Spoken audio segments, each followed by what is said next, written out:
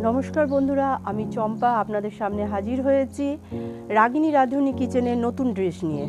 তাহলে আজকে যে আইটেমটা আমি আপনাদেরকে দেখাবো সেটা আমাদের এখানকার নয়, এটা বাইরের দেশের একটা খাবার। তার নাম হয়েছে পোরিয়াল, অর্থাৎ পটেটো পোরিয়াল। তো এই পোরিয়াল খাবারটা মানে আপনারা ভাতের সাথে খেতে পারেন, বা বিশেষ করে ঠান্ডা ভাতে, এখন তো গরমের সিজন, ঠান্ডা ভাতের সাথে খুব ভালো একটা আইটেম। ভাতটা গরম ভাতের উপর কিছুক্ষণ ঠান্ডা করে জল ঢেলে রাখবেন, তার সাথে আপনারা এই আইটেমটা ব্যবহার করবেন, দেখবেন আপনাদের খুব ভালো লাগবে। আবার অবশ্য রুটির সাথেও এটা খারাপ লাগবে না। তাহলে আসুন এই পোরিয়ালের জন্য আমি কি কি ইনগ্রিডিয়েন্টস নিয়েছি তাহলে প্রথমে সেটা আপনাদেরকে দেখিয়ে দিই। পোরিয়ালের জন্য সবচেয়ে প্রথমে নিয়েছি আমি আলুগুলোকে আমি ডাইস ডাইস কেটে নিয়েছি। তার সাথে তেল রয়েছে, চিনি রয়েছে, গোলমরিচ গুঁড়ো রয়েছে, রেড চিলি পাউডার রয়েছে, পেঁয়াজ চপ করে নিয়েছি, নারকেল কিছুটা কুড়িয়ে নিয়েছি, সর্ষে নিয়েছি, কিছুটা ছোলার ডাল আছে, শুকনো লঙ্কা আছে, কারি পাতা আছে, আর হলুদ নিয়েছি। তার সাথে আরেকটা জিনিস যেটা নেব সেটা হয়েছে কিছুটা জিরে। ফার্স্ট আমি একটু হালকা গরম করে নেব, গরম করে গুঁড়ো করে নেব। তাহলে এইবার কি করব সেটা দেখিয়ে দিচ্ছি, আসুন তাহলে।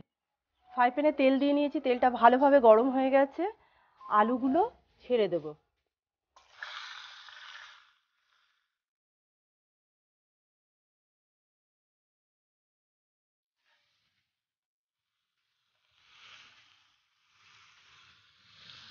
নেড়ে চেড়ে হলুদ দিয়ে দিচ্ছি,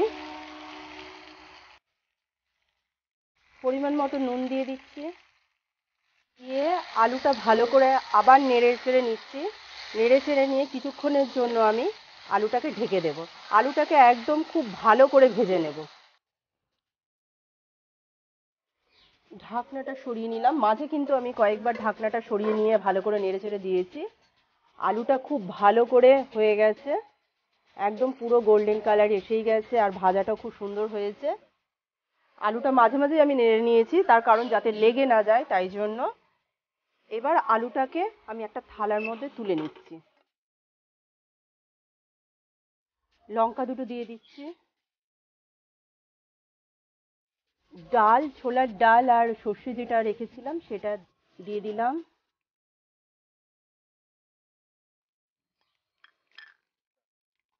কারি পাতাটা দিয়ে দিচ্ছি।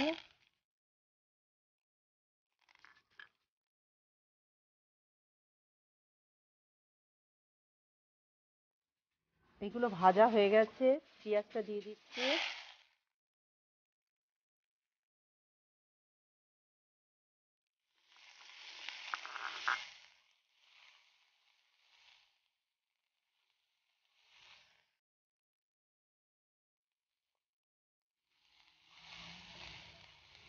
পেঁয়াজটা খুব ভাজবো না, তবে হালকা সতে হয়ে যাবে, ঠিক সেই রকম করেই আমি ভেজে নিচ্ছি।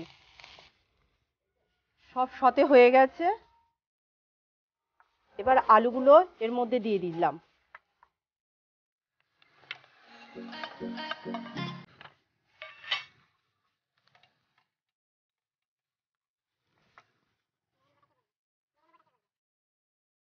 খুব ভালো করে নেড়ে নিচ্ছি এটাকে। ভালো করে নেড়ে চেড়ে নিয়ে 2 চামচ মতন গোলমরিচ গুঁড়ো দিয়ে দিচ্ছি এর মধ্যে।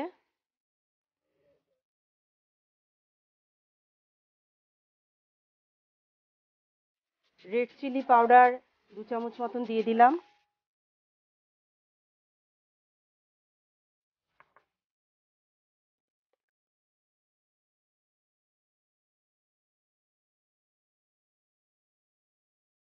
এক চামচ মতন জিরে পাউডার, যেটা ভেজে হালকা গুঁড়ো করে রেখেছিলাম, সেটা দিয়ে দিলাম।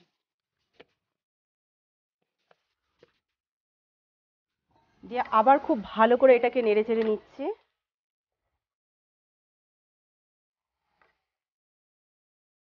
নারকেল যেটা কুড়িয়ে রেখেছিলাম সেটা এর মধ্যে দিয়ে দিচ্ছি।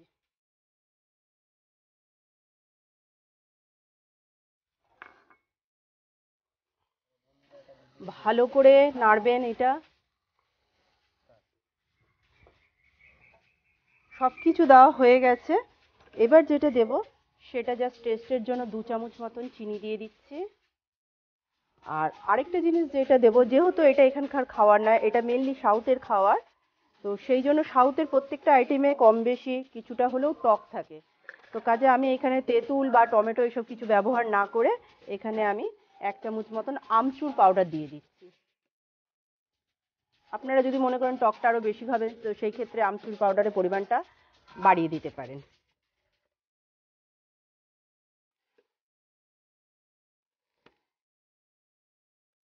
পরিয়াল কিন্তু দেখে ভীষণ লোভ হচ্ছে। আমাদের এখানে কিন্তু বন্ধুরা, আপনারা হয়তো শুনতে পাচ্ছেন, পাশেই কিন্তু কীর্তন হচ্ছে।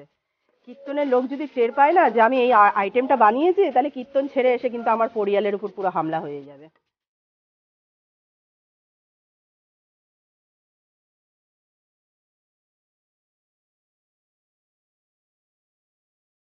পটেটো পরিয়াল একদম রেডি।